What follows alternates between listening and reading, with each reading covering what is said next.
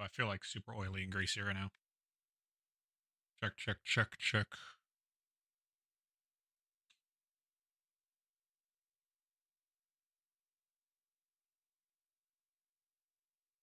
Check. Check, check, check. Check.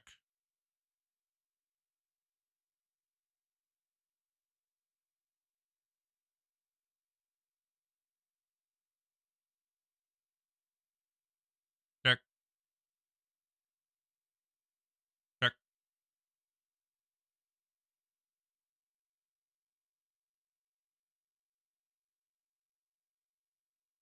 Check. Checking 1, 2.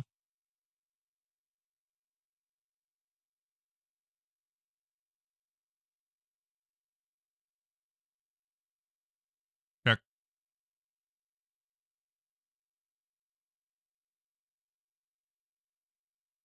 Check, check, check. Okay, cool.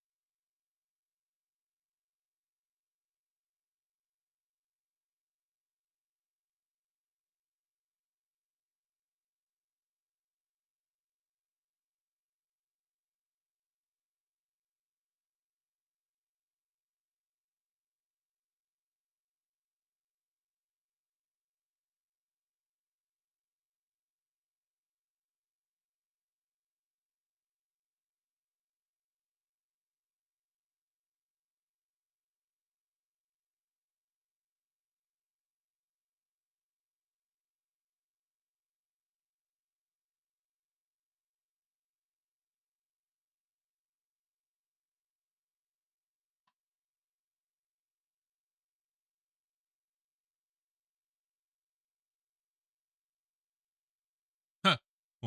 Way lower.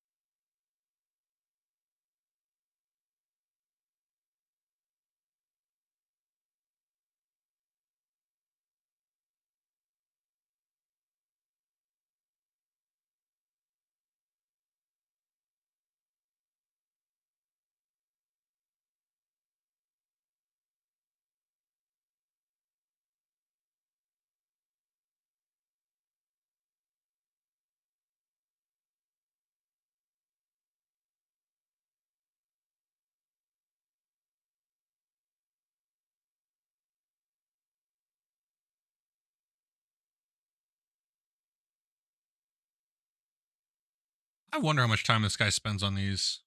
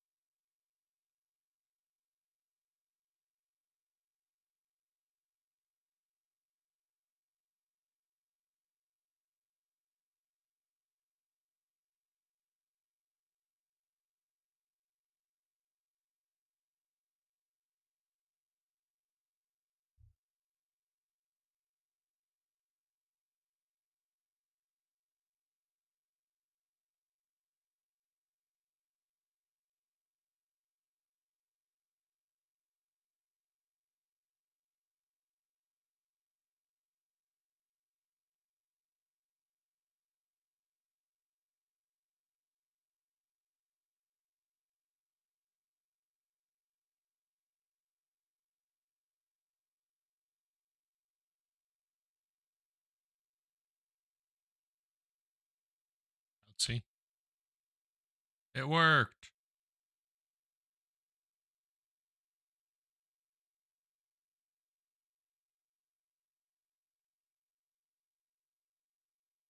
Check, check.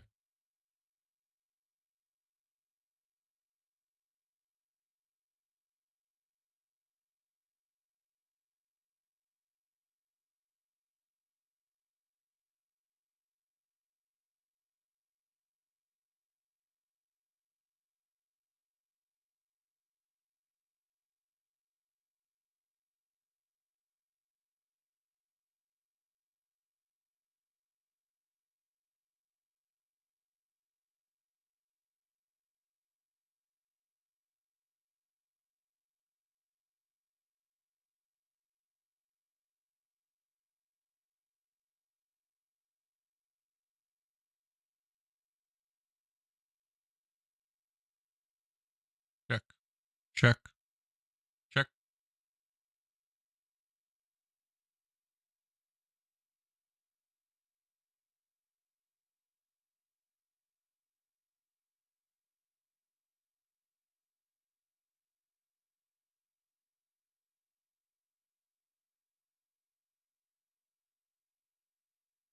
All liquid, things with immediate value. And that's how FTX could go bankrupt even when their net asset value was positive.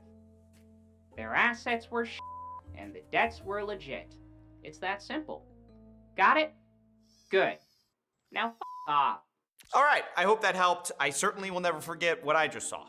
But now, Caroline Ellison is going to take the stand and talk a great deal about these illiquid assets. Caroline Ellison, of course, being the girlfriend of Sam, ex-girlfriend, but more importantly, she was the CEO of Alameda Research when it and FTX collapsed. Immediately, she admits she is guilty of fraud, money laundering, and then she says that she committed these crimes with Sam Bankman-Fried.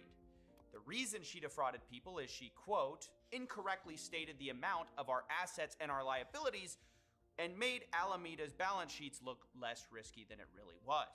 And this is where liquid versus illiquid assets is going to start to matter. Because Caroline was in charge of creating and sending these balance sheets to lenders to get more loans.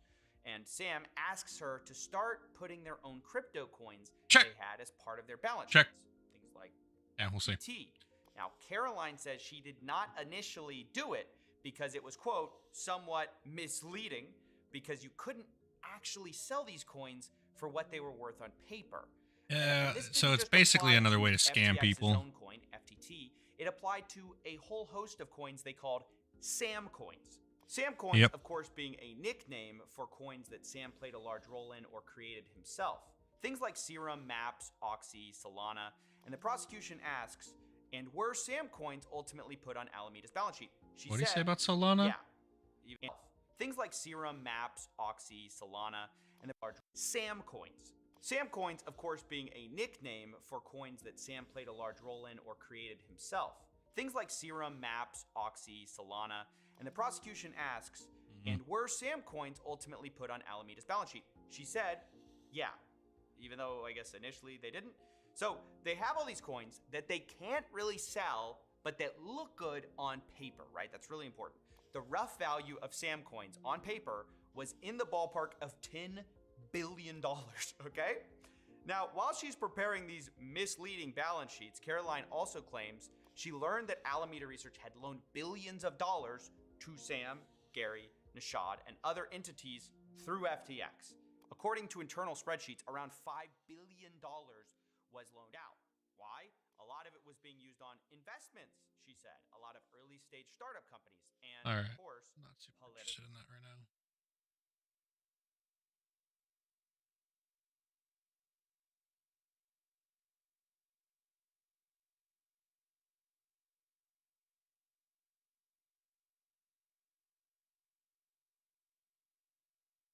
Oh, it's breaking point.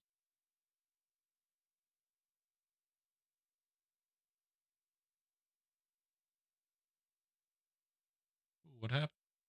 same time, turning our sights here, Eric Adams, one of the luckiest people in the world that everybody Someone got raided. diverted, because the details of what's happening to him right now are insane. Let's go ahead and put this up there on the screen. Eric Adams is currently being investigated by the FBI as to whether he cleared red tape for the Turkish government. So the details here are that after winning the 2021 Democratic mayoral primary, Eric Adams successfully pressed city officials to allow the opening of a Manhattan high-rise housing the Turkish Consulate General. This alleges that Eric Adams, weeks before his election, pressured the New York Fire Department to sign off on the Turkish government's new high-rise consulate in Manhattan, quote, despite safety concerns with the building.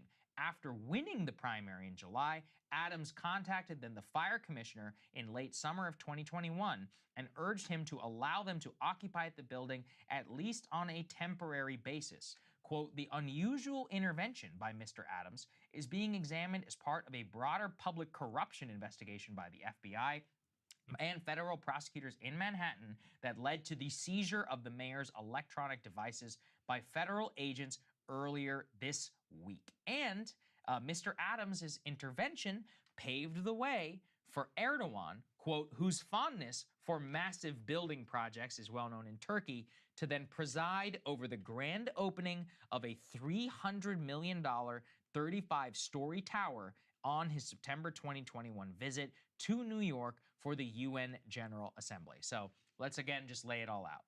Eric Adams, after he wins the primary, calls the New York Fire Department, tries to issue a temporary building permit to the Turks so the Turks can open up this building so that when Erdogan comes to New York, he can stand in front of said building and be like, cool, look at this awesome new building that we have in New York City. I think those are the overall details. Now, to be clear, what they are investigating is, did any money change hands? I personally just don't believe that Eric Adams is such a great friend of the Turkish people that he was doing this for free. But that's just me. What do you think, Crystal? So apparently the warrant, so there were two raids. There was a search of his 25-year-old fundraiser, Brianna Suggs, and then there was the seizing of his phones. And apparently the warrant to search the home of the fundraiser focused on this fundraising event that they had on May 7th. On that day, 48 donors, including the owners of this KSK construction company, employees and their families, along with others in the industry, donated $43,600. And this fundraiser was organized by Turkish immigrants. I believe this KSK construction company is owned by Turkish immigrants. So this fundraising event, everybody throws in a lot of money, 48 different donors. And then when you get that money in New York, you get public matching funds. So it actually doubles the amount of money into Eric Adams' campaign. So yeah, basically the idea is that either the campaign contributions led to this treatment, special treatment for this Turkish building, enabling Erdogan to come and do the grand opening, et cetera, et cetera. It's also worth noting, like, this is actually sadly consistent with Erdogan's record in Turkey as well, where you recall they had that horrific earthquake. And part of why they had such a high death toll was because he had aggressively pushed a lot of shoddy construction that wasn't up to code and that crumbled in the earthquake. So it is a little too on the nose for him as well. But apparently Adams, this is all just so classic New York. Apparently Adams' relationship with the Turkish immigrant community goes way back. As Brooklyn Borough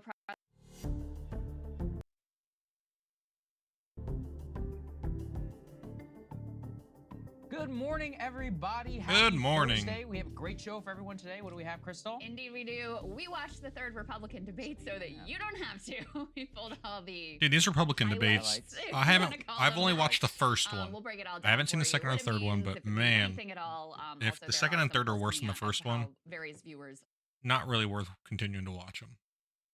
Especially with Trump not being there. Felt about the debate and who they thought, quote unquote, won. So we'll get into all of that. We also, of course, have our eye continuing to watch closely the situation unfolding in Gaza. We've got some new comments, both from Tony Blinken, laying out some U.S., you might call them red lines, but our view, the Biden administration's view of what the post-war situation should look like. Some new comments from John Kirby that are also very revealing and sort of shifting the goalposts in terms of initially Biden said no Israeli occupation of Gaza. Well, they're changing their tune a little bit there. So we'll talk about that. We also have some incredible clips of Republican Cope post Tuesday night's election results, which were by and large very good for Democrats and very bad for Republicans. We'll give you those, and we'll also tell you a little bit of what Sagar and I think of all of that. Also, Hillary Clinton popped up to make her case for Joe Biden, why she still thinks that he is the best candidate in spite of very low polling. And we have an interesting clip we wanted to break down for you between Glenn Greenwald and Tucker Carlson, centering around free speech with regard to the, Israel's war on Gaza. So we will get into all of that. And also a little teaser for later today. We've got Vivek Ramaswamy joining us after the main show, so we'll be posting that as soon as we've got that ready for you as well. Yes, that's right. Thank you so much to our premium subscribers. You enable it. We will have Vivek. You guys will get it as soon as we can. We'll post it separately, both as a video and as a podcast. So stay tuned for that. It'll be fun. We'll get his initial reaction to the big scum moment that everybody is talking about. But let me not get too ahead of ourselves. Let's go ahead and start with this quote-unquote highlights of the debate. So we picked some of the best moments, or at least some of the more illustrative moments, because I know many of you didn't want to stay up past your bedtime and watch it. I don't blame you. I certainly don't feel better or wiser for having done so. But I feel much worse, actually, for having done so. One credit to the moderators is that they asked some of the more important questions at the top. And actually, the very first one was to Governor Ron DeSantis of, why should I support you and not Trump? What is your pitch to Trump That's a good voters? question. Here's what he had to say. Now, if you look where we are now, it's a lot different than where we were in 2016. And Donald Trump's a lot different guy than he was in 2016. He owes it to you to be on this stage and explain why he should get another chance. He should explain why he didn't have Mexico pay for the border wall. He should explain why he racked up so much debt. He should explain why he didn't drain the swamp. And he said Republicans were going to get tired of winning. Well, we saw last night, I'm sick of Republicans losing. In Florida, I showed how it's done. 1 year ago here, we want a historic victory, including a massive landslide right here in Miami-Dade County. That's how we have to do it. So, Crystal, I'm calling this the effective and the electable case. I think it is the best case. I also don't think there's any evidence. That's what I'm missing. Unfortunately for him, I wish politics worked this way. You have a guy who flipped a purple state to a red state. You have a guy who actually, quote unquote, did what he said he would do. That's part of the pitch, is that the other guy didn't do. So you're supposed to put our records, but this is actual politics. And most people are not voting on that, in fact, at all. No. If anything, they're rejecting you simply because the other guy, who you're Most people are just critiquing, I think, uneducated, correctly in so many myself included. ways, is just saying, like, what is he calling him? Ron DeSanctimonious. And that's enough. So that's what loyalty, that's what cult of personality, and so much of this looks like. And that's part of why, in much of our analysis, we're like, can you really win a debate where everybody is losing by 50 points? I don't know. Yeah, hard to Yes. say. Kyle and I were having this debate last night, too, because he was very like, I think DeSantis had the best night. And I was like, Yeah, sure. I guess. Yeah, I mean, right. sure, if you want to say that, but what does that really mean in the grand Right. scheme of things? But, on this Trump point in particular, I agree with you. I think it's the best possible case that he can make. I don't know that it's so much that Republican voters don't care about electability. I think some of them definitely do. But, they're looking at the same polls we're looking at True. of Trump beating Biden in 5 out of 6 swing states, even according to the New York Times. And they're saying, hey, we're not that worried. Looks pretty good for our guy right now. So there's that. There's the fact that, the attacks that have been made against Trump from this entire group of contenders have been few and far between. They've been there's a little double dipping lackluster. Yes. And when they have packed more punch, like recently you had Asa Hutchinson and Chris Christie, both trying to make the case to a Republican audience that, like, listen, things may look okay for Trump now, but you look at the polls, if he is actually not just indicted, but found guilty, and things look a lot different. And they didn't want to hear that at all. So the case that would actually make sense in terms of why Trump is a problem from an electability perspective, no one in the Republican Party, very few people in the Republican Party actually want to hear that case made. Now, maybe if you'd laid the groundwork for it from the beginning and you've been prosecuting the case relentlessly, or your attack dogs have been prosecuting the case relentlessly, maybe then they might, start to get a little nervous about what this all might look like. But you can't this late in the game come in and try to make that case and expect it to land on anything but deaf ears. So I think that's the problem. The other thing, Sagar, that made this debate so weird to me, this was really one of the only mentions of Trump. I mean, he came up a few times, Right. but he's the elephant hanging over all of this.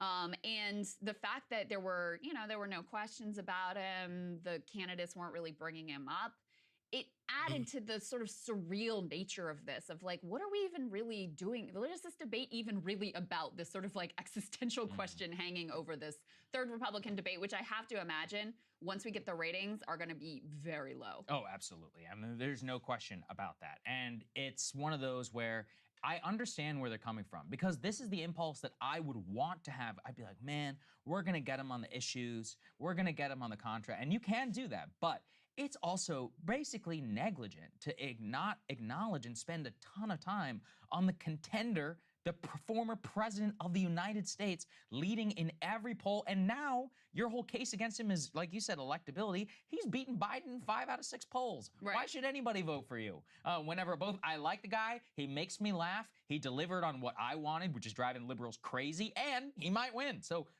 this is an irrelevant sideshow. To that point, though, there was one big moment, and actually to the extent that there was substance at all, kind of came during some of the contrasts on Israel, on Ukraine, and on TikTok. And so there was one particular moment where Vivek Ramaswamy, who will be joining us later today on the show, called out Nikki Haley, calling her I like that Dick Cheney Vivek goes on with these 3 inch shows. heels. I feel Although like I at there's least some understand speculation him that he more may than have anybody included else. Ron DeSantis in that moment as well. Here's what he had to say. You have the likes of Nikki Haley, who stepped down from her time at the UN. Bankrupt or in debt was her family. Then she becomes a military contractor. She joins the board of Boeing and otherwise, and is now a multimillionaire. So I think that that's wrong when Republicans do it or Democrats do it. That's the choice we face. Do you want a leader from a different generation who's going to put this country first? Or do you want Dick Cheney in 3 inch heels? All right, In Mr. which case, we've got Ramaswamy. 2 of them on stage tonight. We got 2 of them. No. Oh. Let's see. Dick Cheney.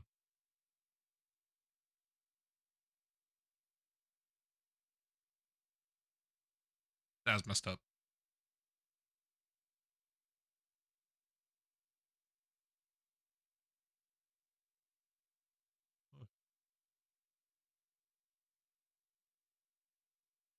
On stage. Tonight. I don't think it's fair to call Ron Dick Cheney in 3 inch heels. Yeah, the heels is fine. It's just you can't be calling Dick Cheney. Cheney is a pejorative we should reserve only for the biggest scum. Note that what I'm saying there. The thing is that what that eventually led to, the Dick Cheney in 3 inch heels comment, which I thought was hilarious, is when Haley was given the chance to respond, she immediately calls for war with Iran, and then is bolstered by her South Carolina colleague to also call for war with Iran. I am not exaggerating. We have the clips of the two in their response. Here's what they had to say. I'd first like to say they're 5 inch heels, and I don't wear them unless you can run in them. We've got 2 of you on stage. The second thing that I will say We've got is 2 of you on our stage. heels are not He straight up called out Robert DeSantis for the freaking heel gate here. Look at.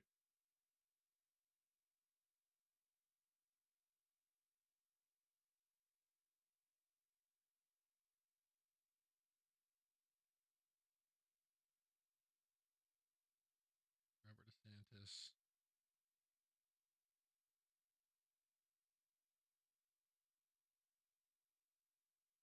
He's accused of wearing, like, you could see. How about a picture? Look at. Those. I'm a fucking queen. He's wearing some heels, brother.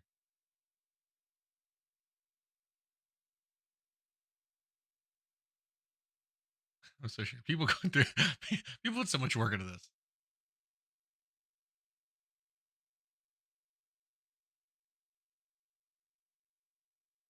for a fashion statement, they're for ammunition. So call for war with Iran. I am That not was pretty damn exaggerating. good. We have the clips of the two in their response. Here's what they had to say. I'd first like to say they're 5 inch heels, and I don't wear them unless you can run in them. We've got 2 of you on stage. The second thing that I will say is I wear Was heels. Robert trying to say something? The second thing that I will We've got 2 of you on stage. the second thing that I will say is I wear heels. They're not for a fashion statement. They're for ammunition. What we need to be doing for Iraq and Syria is, first of all, the idea that our men and women could be targeted. We need to understand this is Iran giving the green light, telling them what to do. And we shouldn't be doing the tit for tat like what Joe Biden has done. We need to go and take out their infrastructure that they are using to make those strikes with so they can never do it again. Iran responds to strength. You punch them one and you punch them hard and they will back off. But what we don't need is Biden falling all over himself to get back in the Iran deal. You have to strike in Iran.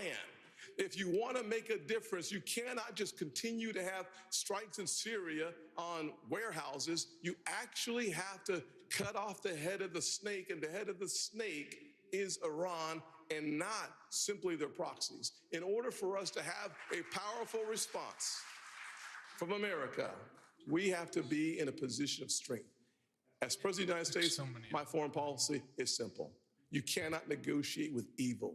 You have to destroy it. So as you can see there, Crystal, she said, first of all, I don't understand this heels thing. You're going to have to explain that one to me. I Heels, can't. First of I all, cannot. why is it a point of pride to be able to run in heels? Is that like a thing? Second of all, the ammunition, I've been Like it's just thinking about it. shoes, I went to man. sleep thinking about it. I probably had a dream. It was one of those things in my ambient memory being like, what does this mean? And they tweeted it out. Nobody can decipher it. So you're the heels expert here. You got to explain it to me. I think she should challenge Ron DeSantis to a race in their There you 5-inch go. heels. Okay, all The right. whole thing to me was perplexing. The not to go too deep into this, but she also she had time to come up with a I know, response. yeah. I'm like, it's what does not this like it mean? was like immediately in the moment. And then I don't know why it's a point of pride that they're 5-inch instead of 3-inch. Number Right. one. Number two, I don't know why the running thing. I don't know. And then on their ammunition, they're not a fashion statement. Their ammunition. I guess she was trying to go for like Deadly they're heels? a weapon. Yeah. They're Okay. dead. I don't know. All right. I don't know. Let's leave it. It was bizarre. But on the war part, Yeah. the more substantive piece here, the number of wars that were advocated for last night was deeply disturbing. Kind of And amazing, I'm not isn't the it? only one. Ann Coulter, who is making an appearance later in the show as well, who I don't normally favorably cite, but listen, when she's right, she's right. She said, so far, 3 of the 5 Republicans want to start wars against China, Russia, Syria, and Iran. These people are lunatics, and I could not possibly agree more with that. And that's before we even get to the war that they, also some of them want to start with Mexico as well. So, this has been the drumbeat since the beginning of, the Hamas massacre in Israel and then the Israeli response. There has been this real war drum beating of we actively want to start hostilities with Iran. And that has been the critique of the Biden administration is basically like, they're not going after Iran hard enough. They're not doing enough effectively to start World War III. And it's just completely insane. And I'm sure it lands with some segment of the Republican base. But even if you're pulling the Republican base on like, hey, how do you feel about a broader war in the Middle East and our sons and daughters being sent over to fight and die? They're like, hell no. So it's just amazing to me, Sagar. I guess I shouldn't be surprised, but there was an idea that the neocons had kind of been checked after the failures in Iraq and the failures in Afghanistan and Trump coming on the scene and winning on this, pretending like he was always opposed to the Iraq war thing and really rebuking the Bushes over the direction of the war on terror. They never went away. They never changed their views. They are still just as itching for war in all kinds of corners of the planet as they have always been. And it has never been more apparent than it is right now in this moment. No, they're bloodthirsty psychopaths. Like, let's be super real about it. They have never seen a war they didn't want to get us into. It's a religious doctrine to them. And I really realize that because I'm like, look, these people are politicians. At the end of the day, they're supposed to care about getting elected. But can you read a poll? The vast majority of Republicans at this point are against Ukraine aid. Vivek Ramaswamy, the only guy on the entire stage who's against aid to Ukraine. And the way Chris Christie and them talk about it, they're getting choked up over Ukraine and Kyiv. And I'm like, wow, look, I know it's a trope and it's often trotted out, like caring more about other countries' borders than our own. In this case, it's actually real. They really do Like, it's a religious doctrine in terms of the fate of Ukraine. It's like they think that Donetsk and Luhansk, they're like, this might as well be the border of Oklahoma or something like that. It's incredible to me. And you know that they believe it because there's nothing politically advantageous to do so in terms of the polls. Now, in terms of the donor money Yeah, and where all that stuff comes from, that's a whole other They story. care But a lot more about that I think oftentimes than that- they do what the people actually want. And is that's the what it problem. really showed to me is, I couldn't help but come through and look, you clip it if you want. Thankful for Trump. I was like, you know what? Listen, the man has a lot of problems, but if that's the alternative to whatever the hell this mess is with this going on, like these people, it is shocking to me. I mean, somebody even put it out there like, that was a great Republican debate from 2004. And I was like, yeah, that's true. I mean, it's basically the exact same line.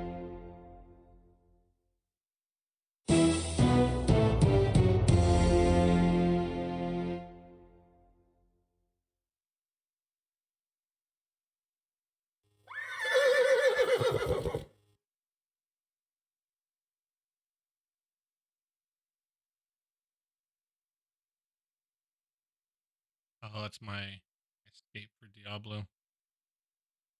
Bullshit.